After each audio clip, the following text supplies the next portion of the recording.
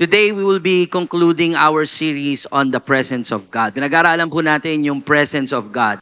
So, shinare ni Pastor Jay nung first Sunday is worship can bring the presence of God. You see, every time we worship the Lord, every time we worship God, no, especially when we worship Him with all of our hearts and we worship Him in spirit and in truth, no, si Lord ay bumababa. Amen. Amen. At nararanasan natin yung presence ng Diyos. Amen. Pastor Jay also talked about the presence of God that brings victory. Hallelujah. Our God is a victorious God. Sabihin mo nga, our God is a victorious God. Yung parang naman kumbinsido ka, parang hindi kumbinsido. Sabihin mo, our God is a victorious God. Amen. Hallelujah. And He brings victory to His people.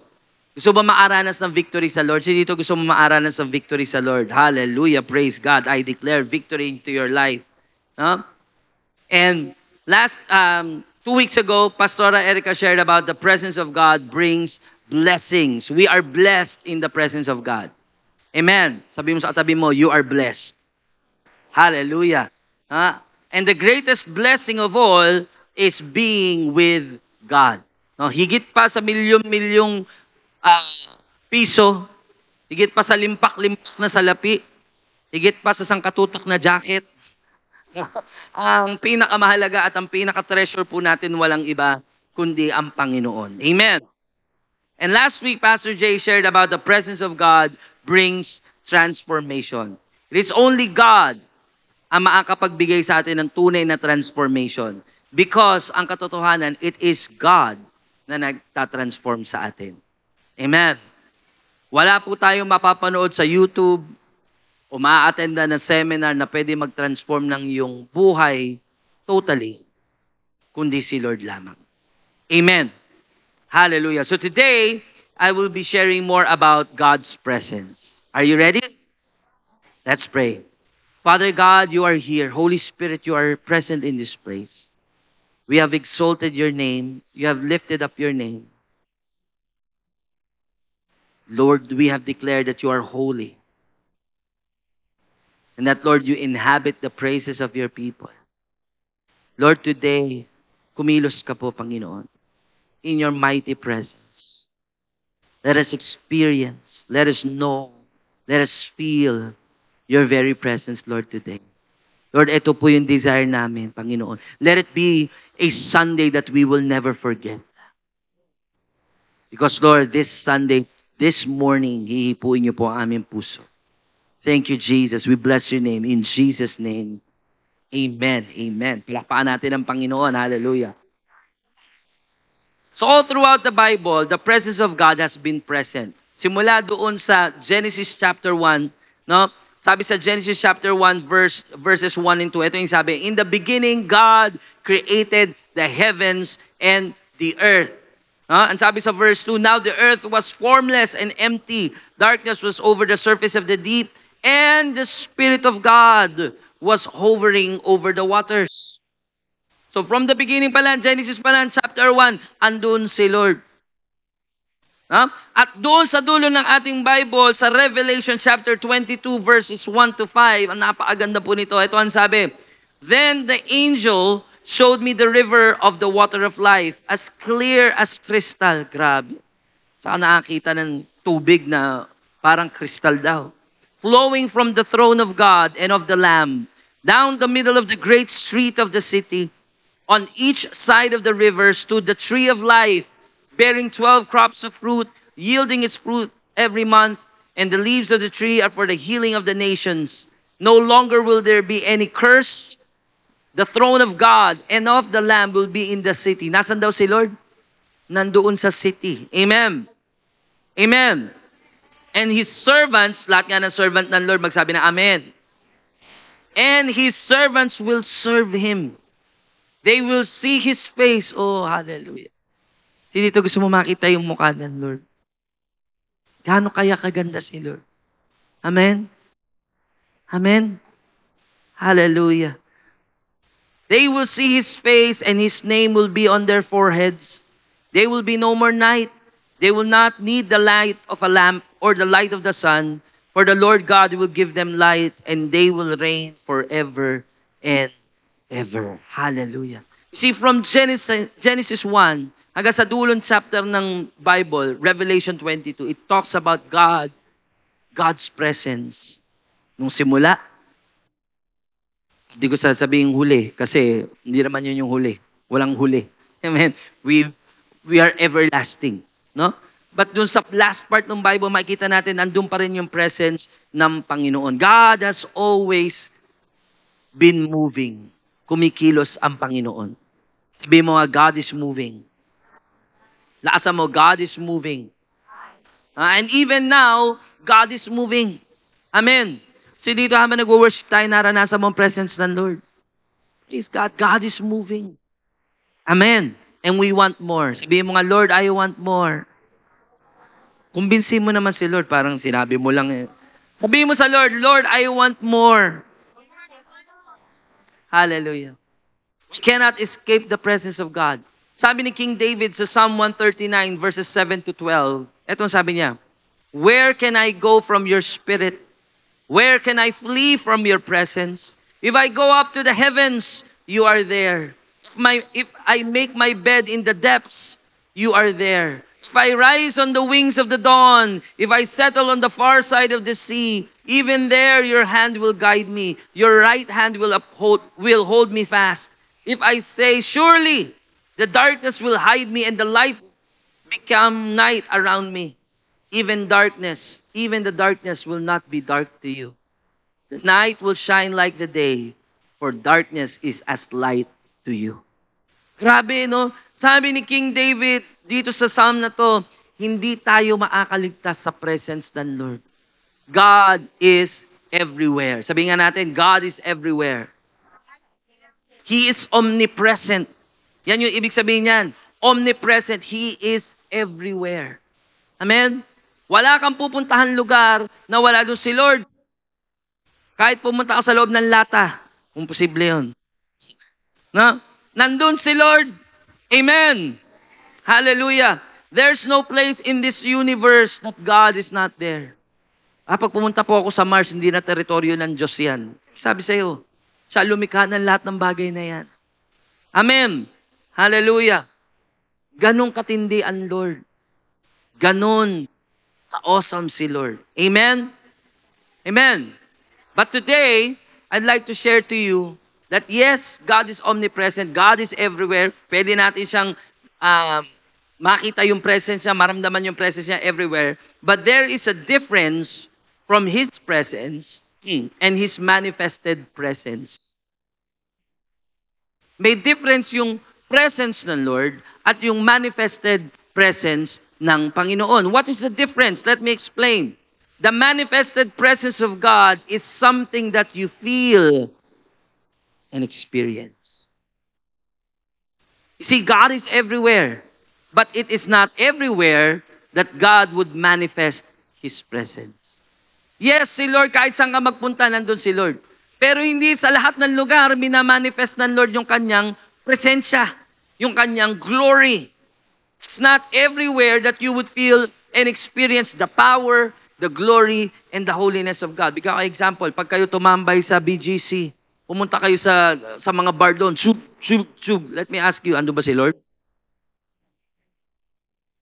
Yes, nandun si Lord, pero naiyak ka ba? Lord, nandito ka. Yes, Lord. Ganun ba? Wala. Tama? Pag ikaw ba pumunta sa casino, bigla na lang nararamdaman mo, oh, hallelujah! God is here!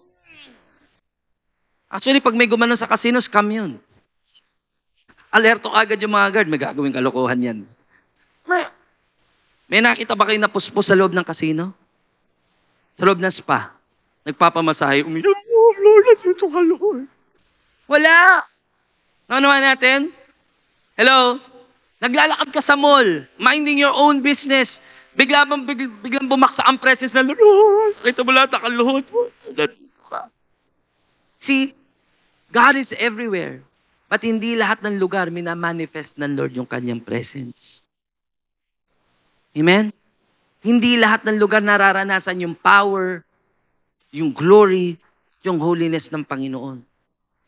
Because in the manifested presence of God, this is where we experience the fullness of who God is. Amen. Gusto ba maranasan yung manifested presence of God today? Dito gusto mo maranasan yan?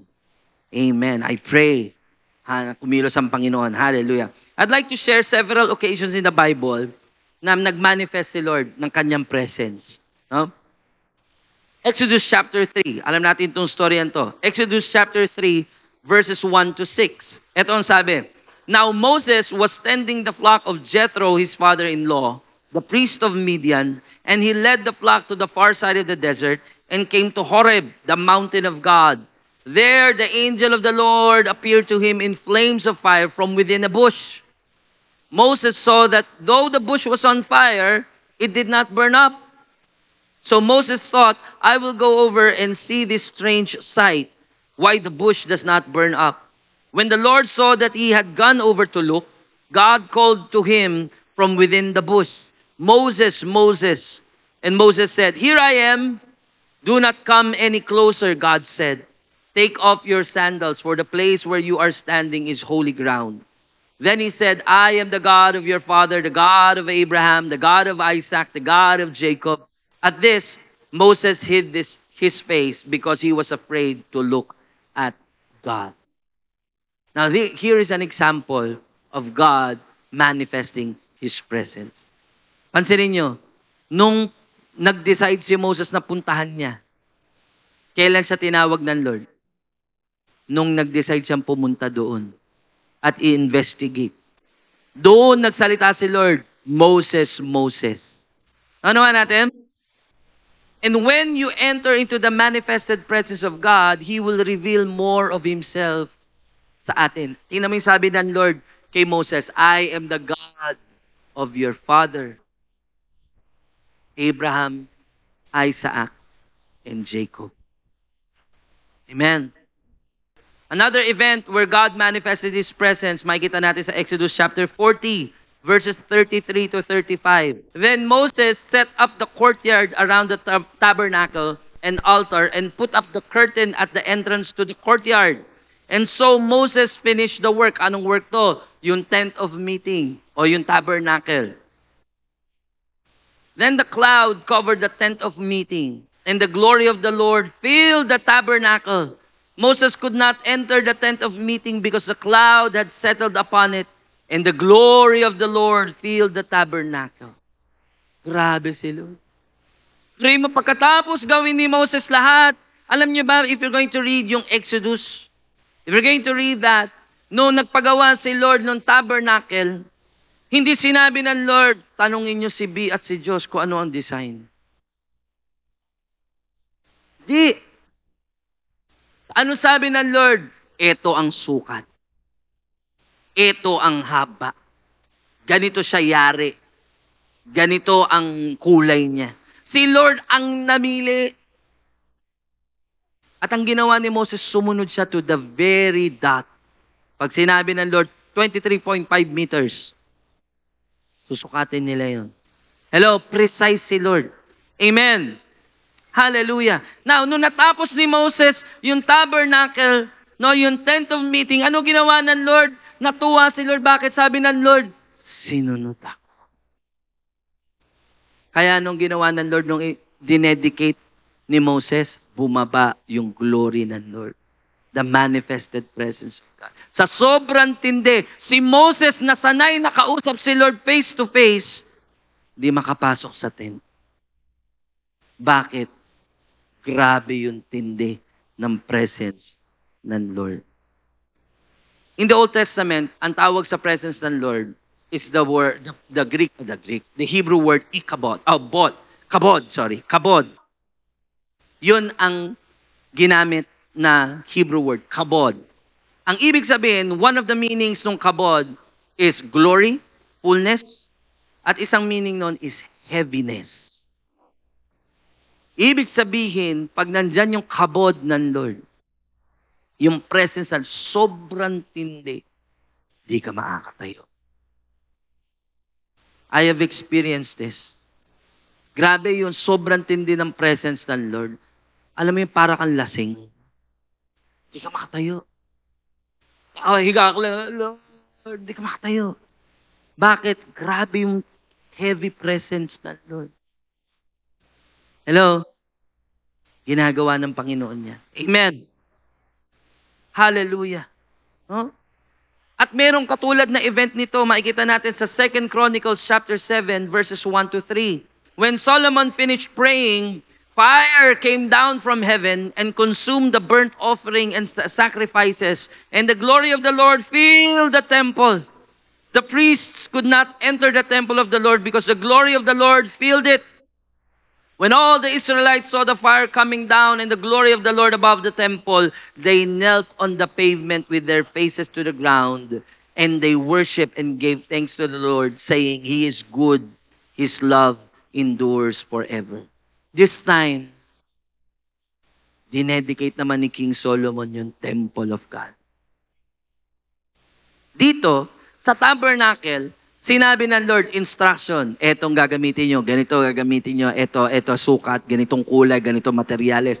But when it comes to the temple of God, sabi ng Lord, bahala ka. Surprise me, sabi ng Lord.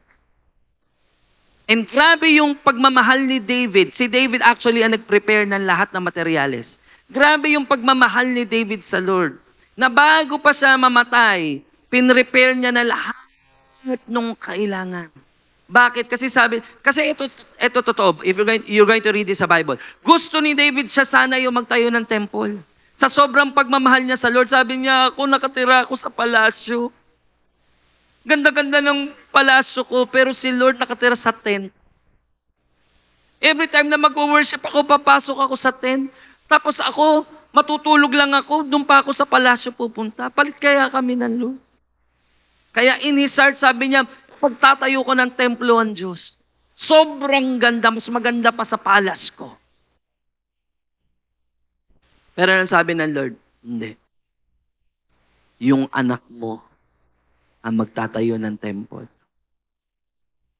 Kaya, hindi na discourage, hindi sinabi ni David, David ako. Grabe. Ampun na ako. Mahal kita eh. Ayoko na. Yung church. Yung si Lord na to. Ako na nga nag-volunteer. Tapos hindi pa ako. Hindi kita kasambahin. Ganun maginawa ni David. Hindi siya nagtampo sa Lord. In fact, tinanggap niya, ay ganun ba Lord? Sige. Kaya lumalaki pa lang si Solomon, binubulungan niya na. Meron akong ginawang meron akong pinrepair ng mga bato. Ang siguro bata, lumalaki pa lang si Solomon, pinapakita niya na merong, ang tawag doon, yung model. Gumawa siguro si King David nung pinapakita. Ito yan. Ito yung tsura niya. Pasok ka doon. Tapos doon may holy place. Tapos dito may holy of holies. Dito natin susunugin yung burnt offering. Tapos dito, sabi siguro ni Solomon, Daddy, ang galing mo naman. Sana ginawa mo hindi ako pwede, ikaw daw. Pero ganito gawin mo ha. Gawin mo napakaganda, ganito. Grabe, yung puso nitong King David. And yet, hindi siya yung nag-build ng temple. Nung anak niya na si Solomon, sobrang ganda nung temple. Na nung araw na dinedicate niya, bumaba si Lord. Amen. Amen. Palakpakan nga natin ang Panginoon. Hallelujah. Again, the glory of the Lord filled the temple. Yung apoy ng Diyos, just imagine that. Yung apoy ng Diyos, galing sa langit, bumaba. Papunta doon sa kanilang offering. Sinunog ng Lord. Siguro kung ikaw makakita, pero mo nag-aalay kayo, bigla may apoy galing sa langit, kala mo bulalakaw. Kala mo comet. Labas ka pa ng cellphone. Buti na walang cellphone nung araw, Kundi, sinabi siguro ng mga nag-post siguro to, ng mga tao doon. ATM. Hashtag ATM. Fire from the sky. Huh? Grabe. Sa sobrang tuwa ng Lord, no? And I pray that the fire of God would come down in this place. At sunugin lahat at doon living sacrifices para sa Lord. Sa pang storya, Exodus chapter 19, verses 16 to 19. On the morning of the third day, there was thunder and lightning with a thick cloud over the mountain and a very loud trumpet blast. Everyone in the camp trembled. Then Moses led the people out of the camp to meet with God, and they stood at the foot of the mountain. Mount Sinai was covered with smoke because the Lord descended on it in fire. The smoke billowed up from it like smoke from a furnace. The whole mountain trembled violently, and the sound of the trumpet grew louder and louder. Then Moses spoke, and the voice of God answered him. Ito ang tindi. In 3 days, bumaba si Lord. Ito yung nakita nila, pagmulat ng kanilang mata, kumukulog, kumikidlat. Nandun sila sa baba ng bundok, ha? Nakikita nila, grabe, parang volcanic eruption. Kasi merong thick, dark cloud dun sa ibabaw ng bundok. Tapos may kulog, may kidlat, tapos nag-earthquake. Pero ang malupit doon, may trumpeta. Saan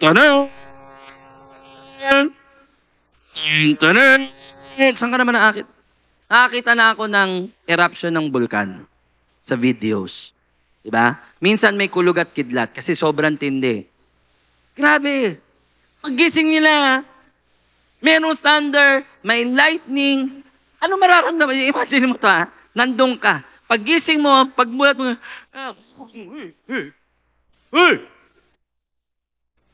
kumukulog, kumikidlat, nakita mo yung bundok. May apoy, may matinding usok. Tapos,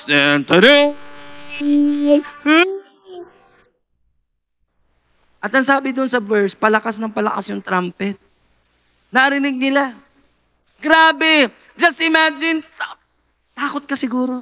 In fact, ito ang nangyari. Basahin nyo sa Exodus chapter 19. Yung mga tao nagtatakbuhan.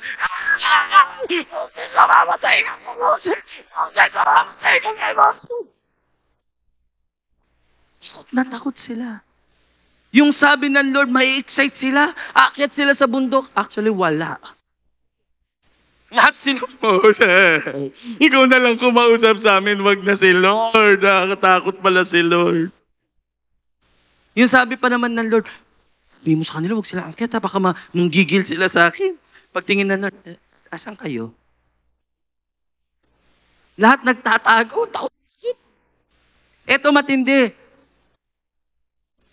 Habang nakikita nila yung kulog, kidlat, yung apoy, na bumababa doon sa bundok, no? Nag-earthquake, may trumpet. Habang nakikita nila yon, si Moses ang nakikita, iba. Ang ganda ni Lord. Bakit? Kasi sabi doon sa verse, doon sa last verse 19, and the sound of the trumpet grew louder and louder.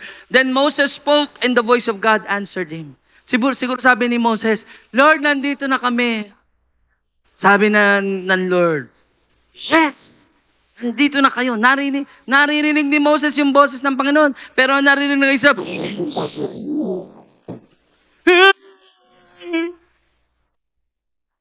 Natakot. Hello? Hello? Grabe. Anong kaya ang gagawin mo kung bigla natin maranasan yan dito? Susunod na kami, Pastor. Ano bang kailangan?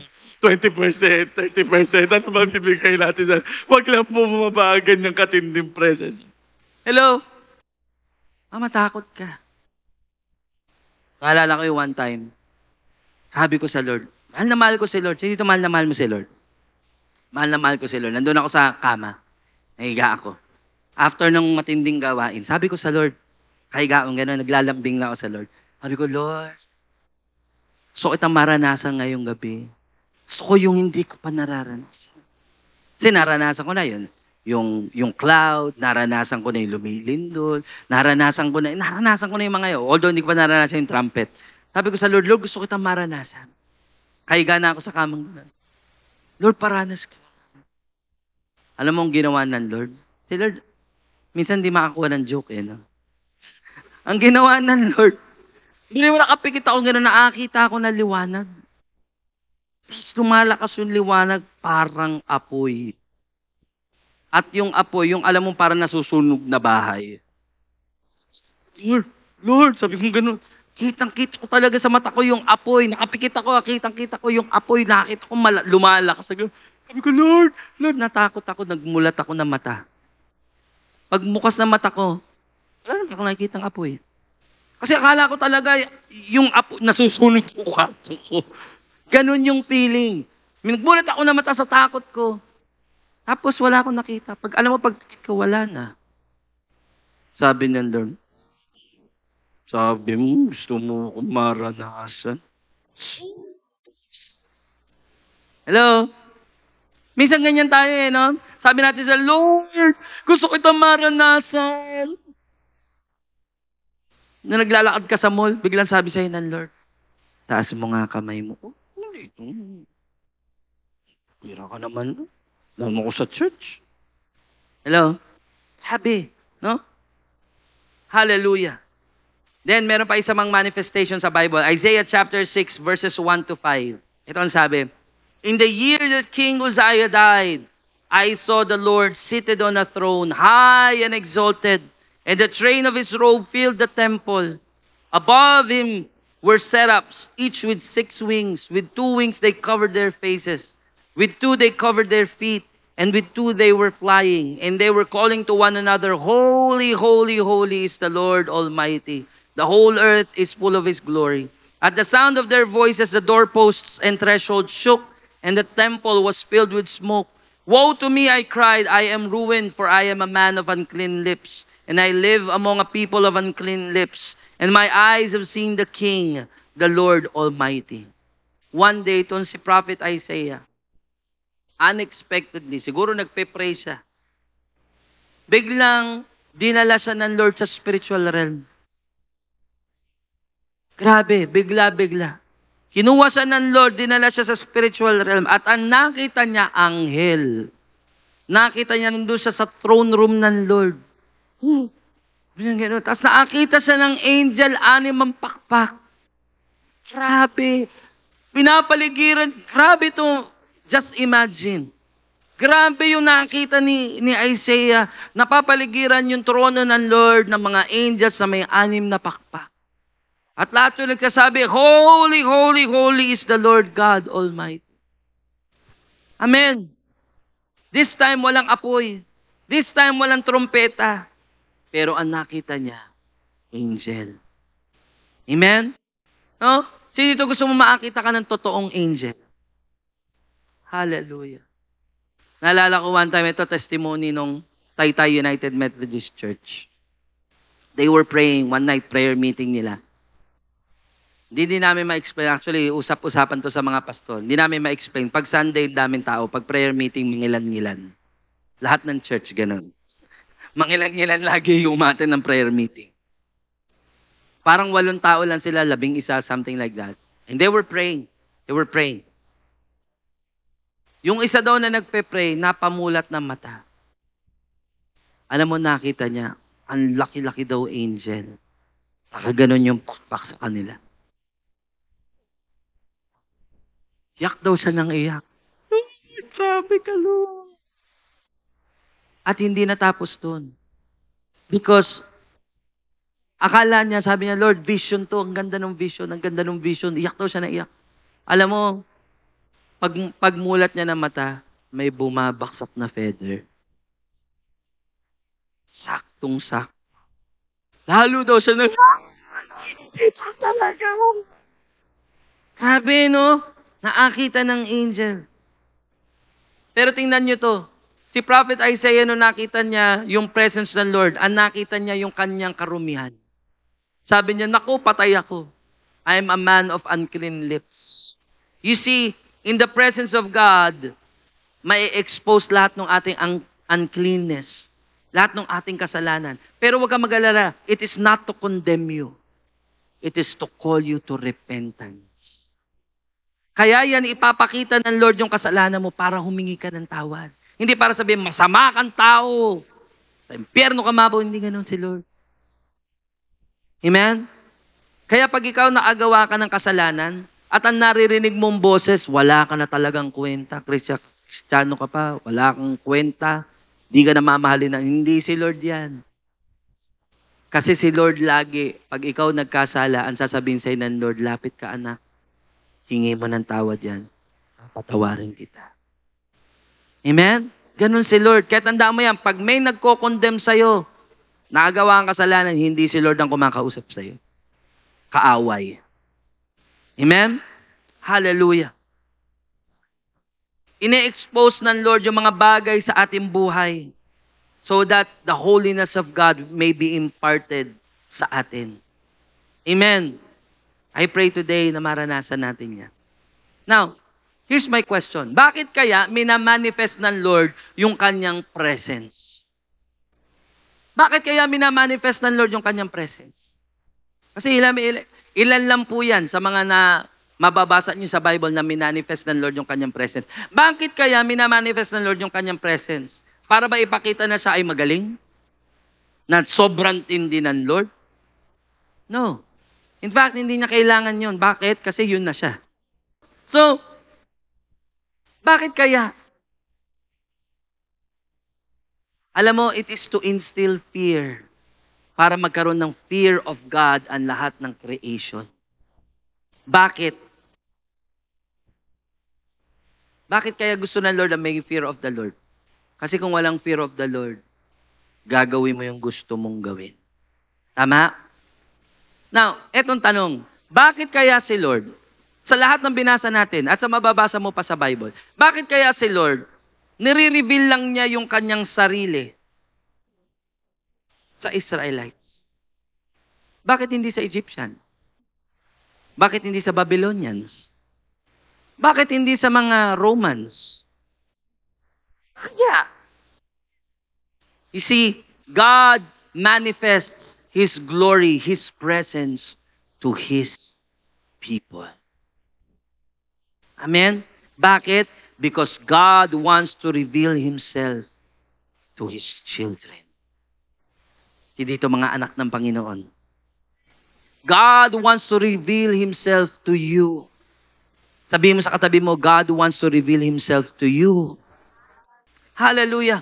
God wants His children, listen to this, God wants His children to experience Him for who He is. Bakit? Kasi one day, nandun tayo sa kaharian ng Diyos and we will experience God for who He is. Pag hindi ka sanay, baka para ka Israelite pagdating mo sa langit. Bakit? Takot ka sa Lord. Sabi siguro ng angel, napunta to dito. Hindi sanay sa Lord. Di ba? Hindi ka sanay sa Lord. Kaya ang dadalhin ng Lord sa kanyang kaharian yung mga nagmamahal sa Lord. Amen. Kasi pag hindi mo mahal si Lord, pagdating mo sa langit, baka maboard ka. Ang gagawin mo doon, worship na naman. Hindi, kaka-worship lang natin kanina. Worship. Ang gagawin dito, puro worship. Ang bihirang lugar to.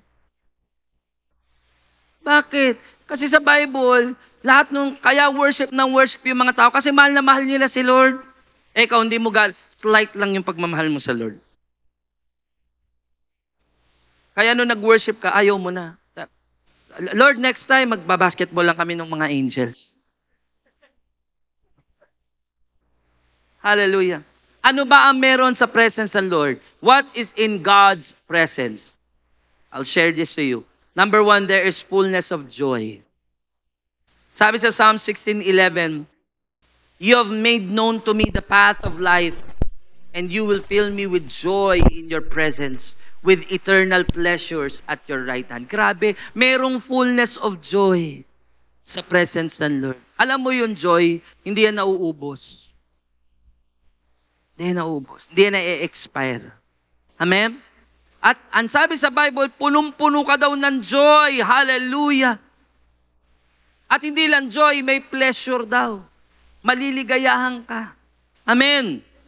Ano pa meron sa presence ng Lord? There is peace.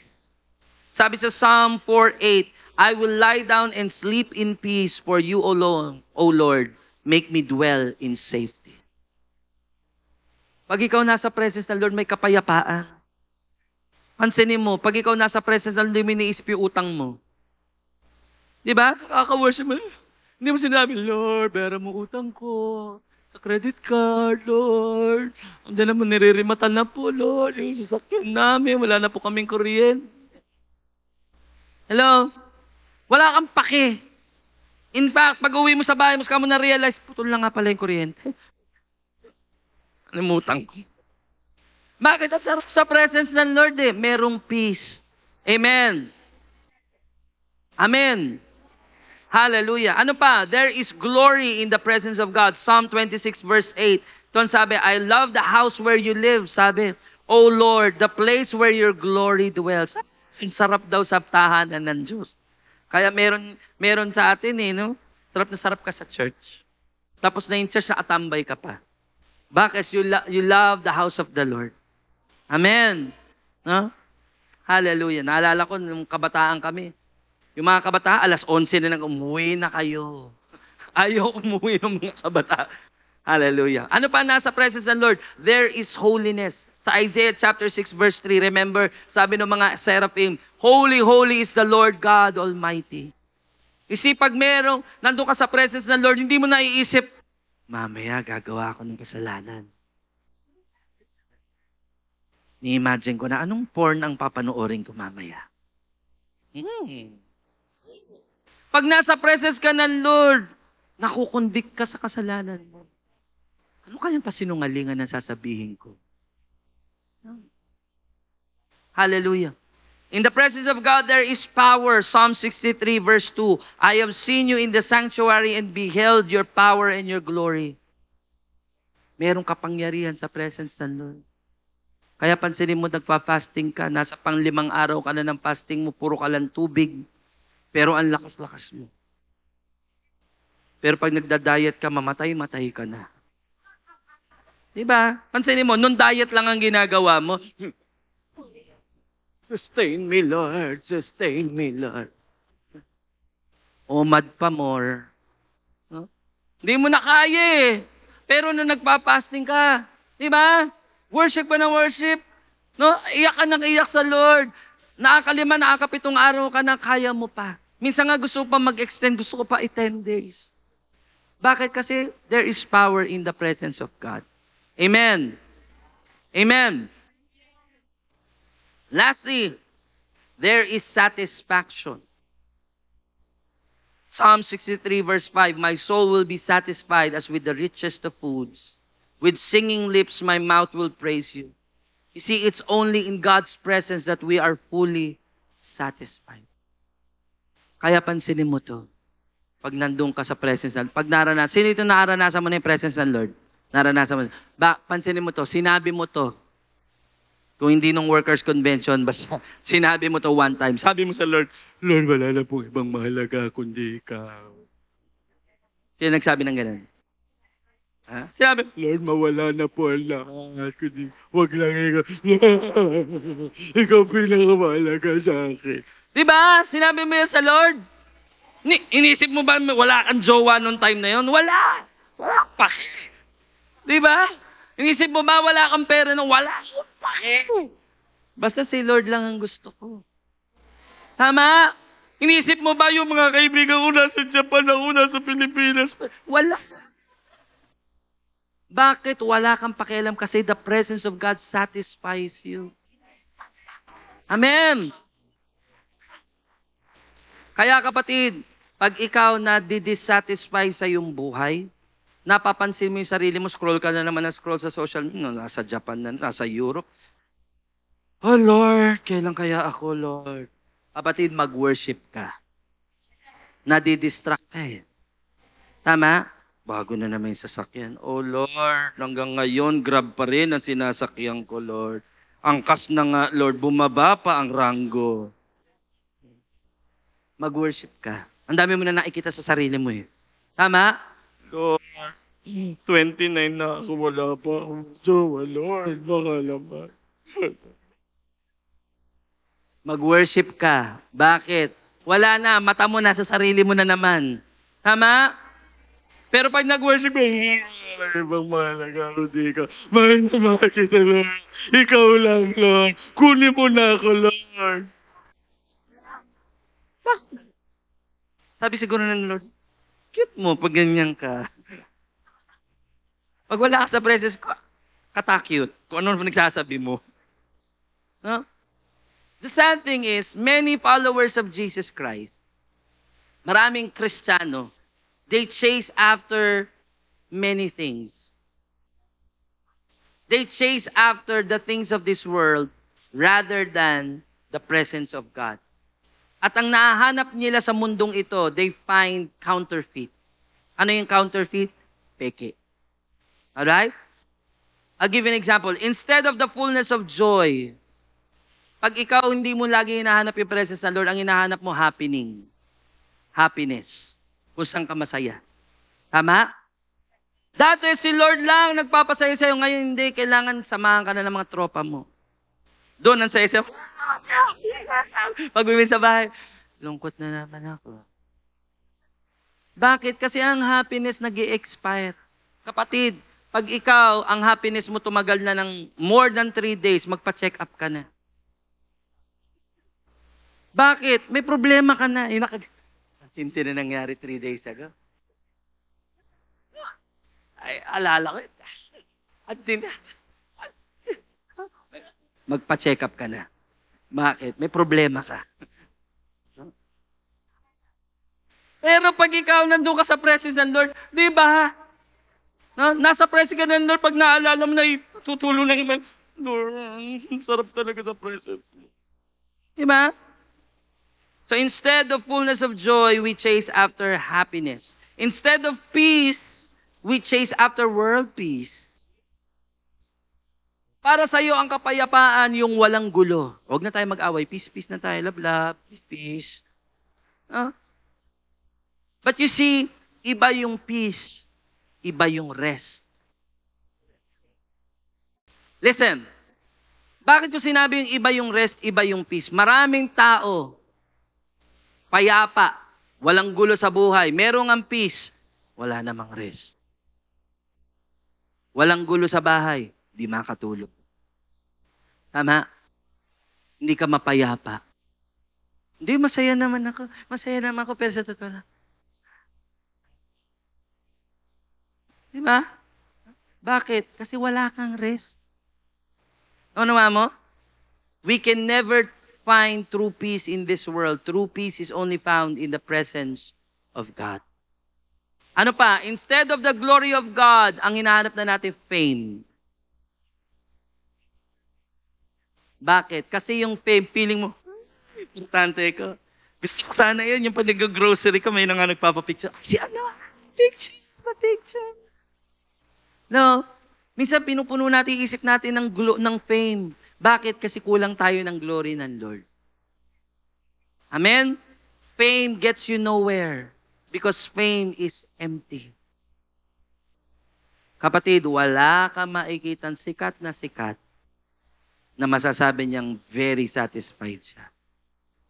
Pansinin mo, kadalasan ng mga sikat, kung hindi nasa hukay na, nagda-drugs. Bakit? Because it's empty. Fame is empty. Amen. But in the glory of God, we are fully satisfied. Amen? Instead of holiness, religiosity. Religious ka lang. Mukha ka lang banal. Kasi sa totoo lang, binabaluktot mo lang yung sungay mo pag Sabado at Linggo. Huwag siya masyadong umangat. Huwag ka masyadong umangat. Ha? Binabaluktot mo lang ng konti. Pagdating ng Lunes, go ahead. Hello? Alam mo, sa totoo lang, nakakapagod magmaskara. Yung mukha kang Christian, yung mukha kang matinong Christian, sa loob ng Diyos, nakakapagod yun. Because sooner or later, malalaman ka. Amen? Hallelujah. Instead of God's power, we chase after worldly power. We want to exercise power over the people para sila ang sumunod sa atin. Kaya alam mo, pansinin mo, Gusto mo maging politiko. Wala naman yun. Hindi mo naman inisip yun. Pero gusto mo nga, maging kagawad kaya muna ako. Tapos susunod, gusto ko. Kasi ingit na ingit ka sa mga nagpa-traffic kahapon eh. Yung mga nandun sa pick-up. Ingit na ingit ka, sabi, mas pogi pa ako dun. Tabakbo na lang kayo, kagawad. Anong plataforma mo? Free Wi-Fi. 24/7.